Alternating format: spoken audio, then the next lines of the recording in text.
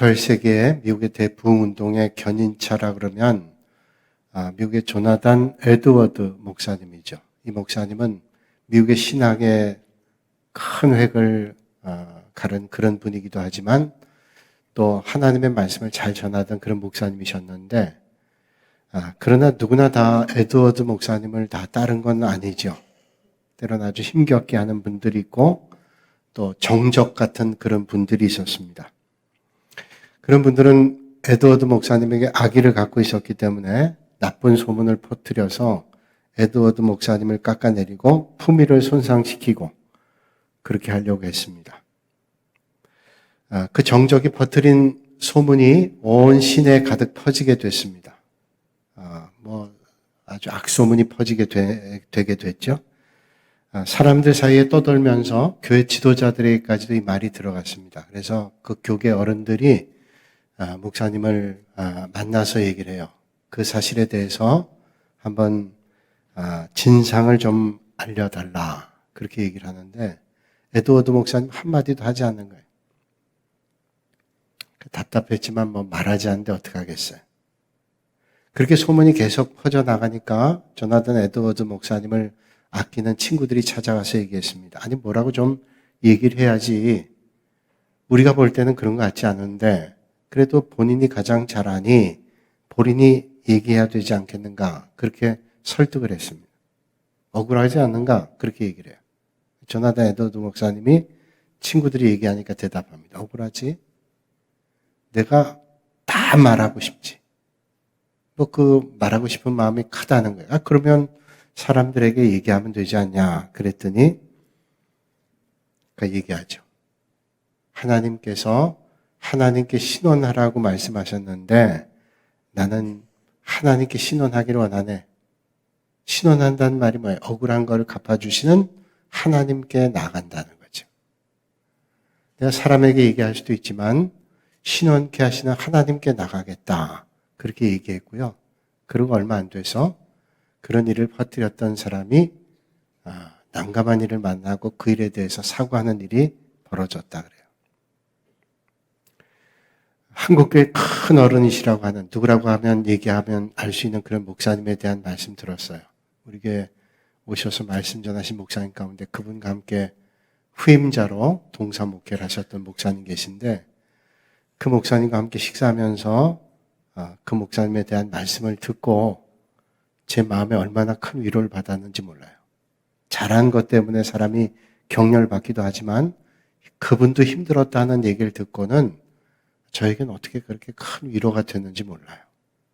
그 목사님이 교회에서 목회하면서 당회하다가 너무 힘들고 억울하고 그래서 하다 우셨대요. 그 후임 목사님이 옆에서 보셨으니까 거짓말 아닐 거예요. 얼마나 힘드셨으면 많은 분들이 존경하는 심지어는 하나님처럼 보이는 그 목사님이 얼마나 힘들으셨으면 우셨을까 그 생각하면서 제가 위로받아서 하물며 그런 분도 우실 정도의 힘겨운 일을 겪었던 게 목회인데 나같이 부족하고 연약한 사람이 하는 생각을 가지면서 큰 위로를 받았습니다. 오늘 주님은 우리에게 말씀하죠. 세번역 성경으로 읽습니다. 의를 위하여 박해를 받은 사람은 복이 있다. 하늘나라가 그들의 것이다. 너희가 나 때문에 모욕을 당하고 박해를 받고 터무니없는 말로 온갖 비난받으면 복이 있다. 너희는 기뻐하고 즐거워하라. 하늘에서 받을 너희의 상이 크기 때문이다. 너희보다 먼저 온 예언자들도 이와 같이 박해를 받았다 말씀합니다. 오늘 본문 말씀은 우리가 흔히 이야기하는 대로 산상수훈의 앞부분에 있는 말씀이 쭉 전개되는 마지막 부분이죠. 복 있는 사람이 어떤 사람인가를 말씀해 줍니다. 그 8가지 복 있는 사람에 대해서 말씀하시고 마지막 하신 말씀이죠. 그런데 예수님께서 화평하게 하는 자는 복이 있다 라고 말씀하신 뒤에 이를 이어서 의를 위하여 박해를 받는 자는 복이 있다 이렇게 말씀하셨어요. 그 위치가 중요한데 화평하게 하는 자는 복이 있다고 말씀하신 다음에 의를 위하여 박해를 받는 사람이 복이 있다라는 그 순서의 의미는 뭘까요? 화평하게 하는 일은 좋은 일이죠. 여러분, 어떤 공동체에 화평하게 한다면 얼마나 좋아요. 그 공동체가 빛나게 될 거고 사람들이 화목하게 되니까 참 기쁠 거예요. 그런데 화평하게 하는 사람이 늘 칭찬받는 것도 아닙니다. 화평하게 한다고 오히려 따돌림 당하고 비난하기도 하고 조롱하기도 해요. 심지어는 욕하는 사람도 있습니다. 화평하게 하는 일이 좋은 일인데 욕먹기도 하고 비난 조롱받기도 한다는 거죠. 보통 생각으로는 이해하기 어렵습니다. 분쟁을 일으키고 갈등을 일으키는 사람 아니고 화평하게 하는데 오히려 따돌림 당하고 어려움 당한다. 보통 세상 사람의 눈으로는 도저히 이해할 수 없어요. 사실 예수님 때문에 박해 대신에 환대를 받고 욕먹는 대신에 칭찬받고 반대당하는 대신에 지지를 받고 악한 말 듣는 대신에 선한 말을 듣는 것이 복되다고 할 수 있는데, 그런데 주님께서는 오늘 정반대의 말씀을 하고 계십니다. 의를 위해서 박해를 받는 사람이 복이 있다고 말씀하고 있어요. 왜 그러셨을까요? 기독교는 고행주의나 염세주의 말하는 게 아닙니다. 힘들고 어려운 길 걸어야지. 그럴 때도 있지만 그 길을 걷는 것만을 강요하지 않죠. 오히려 기독교 신앙은 세상에 나가 소금과 빛이 돼야 된다, 이렇게 말씀하고 있습니다. 아주 정상적인 종교고 아주 복된 종교죠. 세상에 나가서 소금과 빛이 돼야 된다. 염세주의나 어떤 고난받는 그것이 전부라고 말씀하지 않아요. 그럼에도 기독교 신앙 가지고 있으면 세상에서 따돌림을 당하기도 하고 세상으로부터 핍박을 받기도 합니다. 그리고 더 예수님 뜻대로 살려고 하고 믿음의 길을 걸으려고 하면 비난받을 때도 있어요. 심지어는 믿음 밖에 있는 사람이 아니라 믿음 안에 있는데 대충 믿는 사람들에 의해서 비난받을 때 있어요. 열심히 믿으면, 열심히 섬기면 야, 너무 심하게 믿는다. 믿지 않는 사람이 아니라 믿는 사람들이 오히려 조롱할 때 있어요. 왜 그럴까요? 기독교 역사 가운데 그런 일들 많죠. 기독교인들이 박해를 받은 일 많습니다. 특별히 로마의 압제하에 있을 때 로마의 네로 황제 10사람은 대표적인 사람인데 크리스찬들이 박해를 많이 받았던 그런 시대입니다. 예수 믿는다고 하는 일 때문에 사자굴에 던져져 사자밥이 되기도 하고 또는 살가죽이 벗기는 그런 고통을 당하기도 하고 참수형을 당하고 화형을 당하기도 합니다. 심지어는 사람을 선체로 잡아서 야간 경기장에 그 사람의 몸에 기름을 붓고 불을 밝히는 그런 화형까지도 당한 적이 있다는 기록이 있습니다. 의인은 누구나 박해를 받아요. 세상에서 믿음의 성도들이 어떤 때는 더 믿음으로 살려고 하다가 어려움 당하기도 하고 박해를 당하기도 합니다. 불신자들에게만 받는 게 아니라 가장 극심한 박해 가운데 일부는 믿는다고 하는 이름을 가지고 있는 명목상의 그리스도인들에게 박해를 당하기도 합니다. 주님을 주로 박해했던 사람들이 어떤 사람들일까요? 하나님을 잘 믿는다고 하는, 하나님의 율법의 말씀을 잘한다고 하는 서기관들과 바리새인들과 율법학자들에게 예수님께서 핍박을 받기도 하셨어요. 중세 천주교도들에게 박해를 받았던 많은 프랑스의 위그노들, 영국의 청교도들, 그리고 많은 신앙의 사람들이 프랑스에서, 영국에서, 네덜란드에서 핍박을 받기도 했습니다. 그러니까 신앙은 박해가 있을 때가 있다는 거죠. 다 받아야 되는 거 아니지만 믿음으로 살려고 하면 어쩔 수 없는 박해를 당할 때도 있습니다. 사도행전 2장 47절에 말씀하시기를 하나님을 찬미하며 또 온 백성에게 칭송을 받으니 주께서 구원받는 사람을 날마다 더하게 하시니라 말씀해요. 예루살렘 교회는 하나님의 복음을 전할 때 또 그들의 삶을 통해서 많은 사람들이 칭송하지요. 그런데 예루살렘 교회가 칭송만 받았나? 그렇지 않죠. 극심한 박해를 받았습니다. 디모데는 루스드라와 이고니온에 있는 형제들에게 칭찬받는 자라고 성경은 말씀하고 있습니다. 그런데 바울과 함께 디모데는 극심한 고난을 받기도 했습니다. 바나바는 성경이 말씀하는 대로는 착한 사람이라고 말씀했는데 바나바도 복음 전하면서 얼마나 많은 위기와 고난과 핍박을 받았는지 모릅니다. 그렇죠. 세상에서 교회와 성도들은 의를 위하여 박해를 받기도 합니다. 그런데 주님은 그런 사람을 복 있는 사람이라고 말씀하고 있습니다. 순교했던 스데반이 복 있는 사람이요, 초대교회 순교자였던 폴리갑이 복 있는 사람이요, 대동강에 복음을 전하기 위해서 배를 타고 왔다가 그냥 참수를 당했던 토마스 선교사가 복 있는 사람이라고 말씀하고 있습니다. 오늘도 세계 곳곳에서 예수 그리스도를 전하면서 핍박을 받는 많은 사람들을 복이 있다고 주님 말씀하고 있습니다. 그래서 오늘 주님 말씀하시기를 의를 위하여 박해를 받는 자는 복이 있나니 천국이 그들 것임이라고 말씀하고 있습니다. 그렇다면 오늘 우리에게 어떤 사람이 복 있는 사람일까요?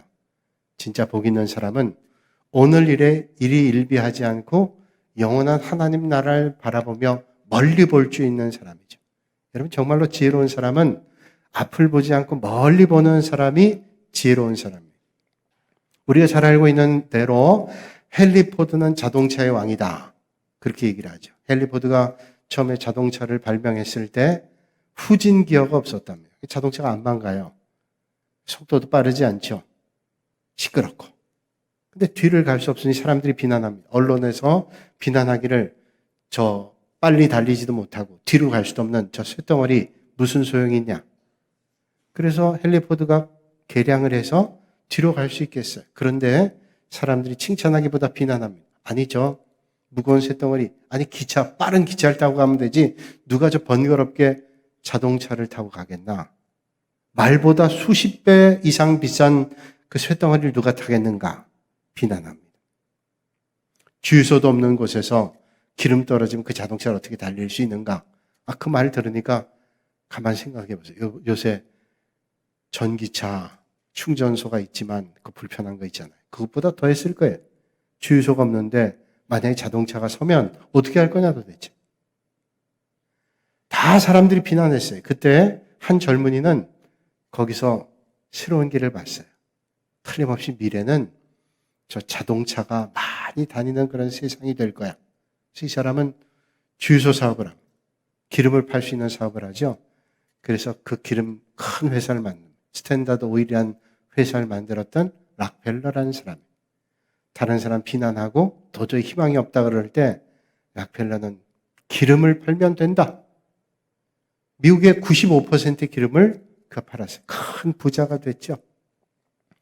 세상에서도 적어도 앞을 보지 않고 멀리 보는 사람이 잘할 수 있는 거죠. 오늘 내가 느끼는 즐거움이 전부가 아니라 미래를 볼 수 있는 사람이 지혜로운 사람.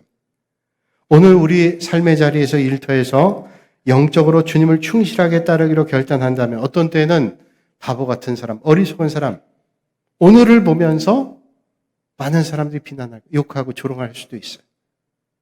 부정부패하는 일에 동조하지 않기로 결단한다면 우리는 올바로 사는데 핍박당하고 고난당할 때도 있을 겁니다. 주의를 거룩하게 지키고 믿음으로 살기로 결단한다면 우리는 핍박당하기도 조롱당하기도 할 거예요.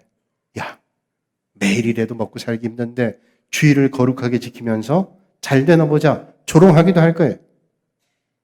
그러나 믿음의 사람은 오늘을 보지 않고 하나님의 인도하시는 영원한 나라 미래를 보는 거죠. 오늘 아침에 주님께서 말씀합니다. 우리가 불의한 세상 편에 서지 않고 주님 편에 서서 세상으로부터 핍박과 고난을 기꺼이 당하라는 말씀이에요. 왜냐하면 의를 위하여 박해를 받는 것이 우리가 그리스도인이라는 표지이기도 하고 정말 예수님의 제자가 되는 길이기 때문에 주님은 기꺼이 그 길을 가라고 말씀하고 있습니다. 예수 믿기 때문에 세상 사람 삶대로 살지 않아서 당하는 여러 가지 손해가 있습니다. 어떤 모임에서 일터에서 모든 면에서 하나님의 뜻대로 살려고 한다면 마음속에 도전받고 파문이 있는 사람도 있지만 비난하는 사람 많아. 야, 그렇게 믿지 말고 좀 편하게 융통성 있어 믿어 라고 얘기하죠. 어떤 의미에서 의를 위하여 박해를 받는 거죠. 그런데 주님은 분명하게 말씀하죠. 천국이 그들의 것이라. 그렇습니다. 예수님 때문에 의를 위하여 핍박을 받고 박해를 받는 사람은 복이 있다 그래요. 왜? 천국이 그들의 것이기 때문에. 여러분, 우리가 예수 믿는 게 뭘까요? 예수 믿어서 도덕적으로 뛰어난 사람, 또 조금 지적으로 보이는 사람, 아니면 교양이 있는 사람, 그런 사람으로 여러분 보이기를 원하나요? 믿음의 길은 결국 궁극적으로 영원한 하나님 나라 천국을 얻기 위해서. 그런데 오늘 주님 말씀하시기를 의를 위하여 박해를 받는 자는 복이 있다고, 그런 사람들이 천국이 그들의 것이라고 주님 말씀하고 있습니다. 주님 말씀하죠. 너희가 세상에 속하였으면 세상이 자기 것을 사랑할 것이나 너희가 세상에 속한 자가 아니요 도리어 내가 너희를 세상에서 택하였기 때문에 세상이 너를 미워하느니라. 세상에 속해 있으면 세상이 상관 안 해요. 그런데 하나님께 속해 있으니까 우리를 미워하고 우리를 배척한다는 거죠. 뿐만 아니라 예수 믿으면 우리가 믿음이 강해질 뿐만 아니라 우리 인격이 달라지고 삶이 달라지게 되죠. 예수님 잘 믿는 사람이, 어떤 사람이 예수님 잘 믿어요? 삶의 인격이 달라져요. 그 사람의 삶의 모습이 달라집니다. 이게 정말로 예수 믿는 거예요. 예수 믿는다고 뭐 아주 신통한 능력을 가지고 아니죠. 하나님께서 예수님을 잘 믿으면 주님 점점 닮아가요. 말이나 행동이나 삶이나 인격이 달라지게 되죠. 오래전에 본 책 가운데 패러다임 시프트라는 책에서 서문에서 아주 재밌는 걸 봤습니다. 어떤 여자분이 영국의 런던에 있는 히드로 공항에서 비행기를 타기 위해서 이제 티켓팅을 하고 비행기를 기다린 대합실에 있다가 잡지 한 권 사고 또 과자 하나를 샀습니다. 그리고 잡지를 보고 있는데 옆에 신사 한 분이 앉는 거예요. 그러더니 자기 과자 봉지를 뜯는 겁니다. 아니 깜짝 놀랐어요. 자기가 산 과자 봉지를 뜯는 겁니다. 그래서 아니 이 사람 왜 그런가? 근데 뭐라고 말할 수도 없어서 가만히 있었는데 과자 봉지에 과자를 하나 꺼내더니 자기 입에 넣는 거예요. 그래서 가만히 있다가 내 과자 다 뺏기겠다 싶어가지고 자기도 얼른 과자 하나를 물었답니다. 그러니까 그 사람 하나 먹으면 자기 하나 먹고 그 사람 하나 먹으면 자기 하나 먹고, 이게 좀 모양새는 우스워도 뭐 어쩔 수 없는 거예요. 얘기하자니 또 시간도 놓쳤고. 그래서 먹고 있는데 마침내 과자가 하나 남았어요. 이 신사분이 과자 하나를 턱 들더니 반으로 딱 쪼개서 봉지 위에 하나를 올려놓습니다. 그리고 다 먹었으니까 일어나면서 자기를 보고 씩 웃고 가더래요. 생각하기를 아니 뭐 저런 인자 간자가 있나? 그렇게 생각하면서 참 기분 나빴어요. 그리고 시간 돼서 이제 비행기에 올랐습니다. 앉아서 아유 오늘 참 기분 나쁜 일, 뭐 저런 사람이 다 있나 이런 생각하면서 손이나 닦아야 되겠다. 그리고 가방을 열었는데 가방 안에 과자 봉지가 있더래. 과자 봉지, 누구 과자 봉지? 자기 과자 봉지는 자기 가방에 넣어놓고 꺼내지도 않았어요. 그 옆에 있는 신사는 자기 과자 뜯어먹은 거예요. 여태까지 누구 과자를 먹었어요? 그 신사분 과자만 다 먹었어요. 그 책에 마지막 이런 얘기를 합니다. 사람이 이런 실수를 하고 산다고. 사람은 대부분 자기 잘못으로 잘못한 일은 깨닫지 못하고 남 탓하는 거예요. 남의 과자 먹고 탓하는 거예요. 여러분 신앙적으로나 영적으로 성숙한 사람은 뭘까요? 탓하기 전에 그 모습을 보면서 자기를 돌아봐요.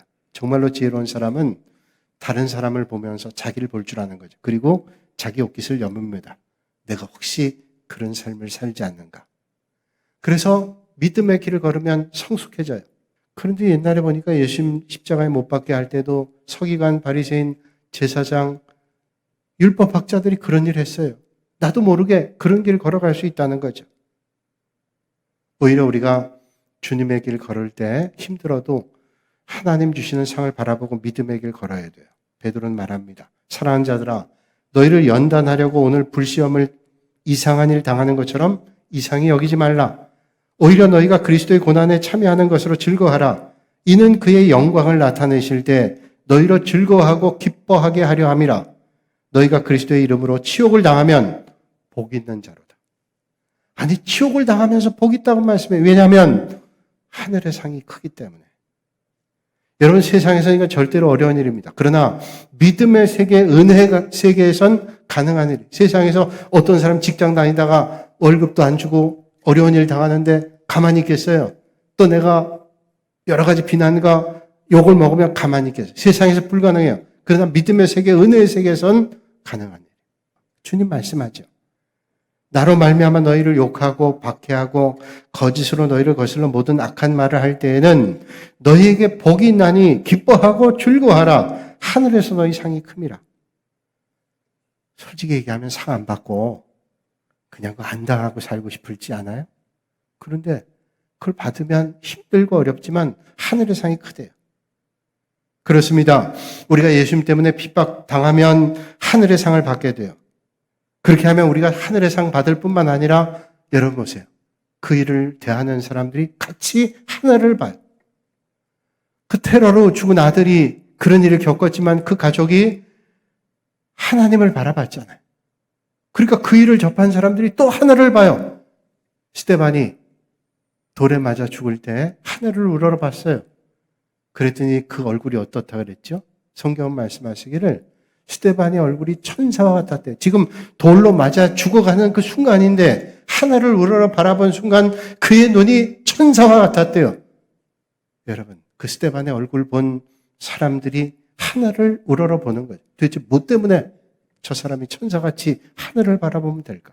오늘 여러분, 이 세상에 여러분이 하늘을 우러러 여러분 때문에 하늘을 우러러보는 역사가 있기를 주님의 이름으로 축원합니다. 내 의지로 안 되잖아요. 성령님 우리의 마음 안에 오셔서 하늘을 우러러 볼 수 있도록, 그래서 하늘을 우러러보는 인생들이 많아질 수 있도록 그런 여러분 삶이 되시기를 주님의 이름으로 축원합니다. 안디옥의 감독 이그나시우스가 순교의 현장으로 끌려가면서 자기의 몸을 묶은 쇠사슬을 가리켜 말하기를 하늘에서 빛난 진주라. 자기를 끌고 가는 그 쇠사슬이 하늘에 빛나는 진주라고 말하고, 서머나의 감독인 폴리캅은 죽도록 충성하다가 하늘의 큰 상 받았습니다. 조지 뮬러라는 목사님이 있죠. 얼마 전에 쓰여진 책 가운데 5만 번 기도 응답받은 조지 뮬러, 유명하죠. 기도하고 응답 많이 받았어요. 어떤 데는 고아들을 키우는데 당장 아침 먹을 게 없는데 아침에 하나님 앞에 기도해요. 지금 앞에는 먹을 게 하나도 없어요. 그런데 아이들에게 아이들아 기도하자. 기도하는데 그 책에 나와 있는 얘기. 한참 기도하는데 갑자기 누군가 막 그 고아원의 문을 두드리는 거예요. 그래서 나갔습니다. 나갔더니 그 고아원 인근에 있는 빵집에서 어제 만들었던 빵 좀 신선도가 떨어졌는데 그래도 먹는데 지장이 없는데 여기 생각나서 갖고 왔대요. 그날 그 아침에 빵으로 아이들은 다 배를 불렸어요. 그렇게 뮬러는 하나님 앞에 기도하는데 매 순간 은혜를 만났대요. 많은 사람이 존경하고 그분의 믿음을 우러렀습니다. 그의 말년에 사람들이 그를 찾아오고 기자들이 찾아와 물었습니다. 목사님은 어떻게 이렇게 많은 고아들을 돌볼 수 있었는지요? 그러자 뮬러가 이런 말을 했습니다. 그것은 조지 뮬러가 죽었기 때문입니다. 조지 뮬러는 어떤 평판에 그는 죽었습니다. 많은 사람들이 비난하는 평판에 그는 죽었고, 많은 사람이 칭찬하고 높이는 일에 그가 죽었습니다. 그는 어떤 평판에 대해 다 죽었어요. 그거에 연연하지 않았어요. 그가 정말로 두려워했던 것은 하나님의 책망이었고, 그가 정말로 원했던 것은 하나님의 칭찬이었습니다. 그래서 저는 하나님 맡겨주신 일을 이렇게 할 수 있었습니다. 사랑하는 여러분, 오늘 우리가 주님 기뻐하시는 믿음의 길 걸어갈 때 사람들이 다 칭찬으로 높은 평가하지 않습니다. 또 사람들이 칭찬한다고 너무 교만할 것도 없어요. 하나님의 은혜 없이는 할 수 없었던 거예요. 여러분, 우리는 내 인간의 평가는 놓고 하나님 주시는 평가에 귀를 기울이고 여러분의 마음의 중심을 놓는, 그래서 의를 위하여 박해를 받아 영원한 천국을 얻는 하늘의 상을 받으시는 여러분들이 되시기를 주님의 이름으로 축원합니다. 우리는 예수 그리스도의 제자로 부름받았습니다. 이 세상의 상 받기를 좋아하기보다 천국에서 받을 상을 사모하실 수 있기를 바랍니다.